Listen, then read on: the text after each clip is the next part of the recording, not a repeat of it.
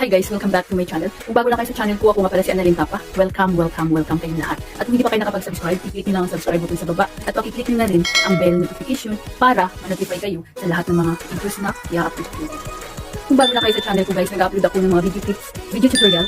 Ang sa ganun ay may share ko ang kalaman kung sa kapwa ko YouTubers, lalong-lalo na sa mga new YouTubers na nagsisimula pa lang gumawa ng kanilang channel. Sa video na ito, i-share ko sa inyo kung paano ba malagyan ng mga effect, video effect, kaya ng mga butterfly effect, yung mga nakikita nyo sa TikTok, sa Reels, para maging maganda yung mga YouTube shorts videos or Reels, or pwede rin guys sa long videos. Ay, bago kasi ito, butterflies, ayan.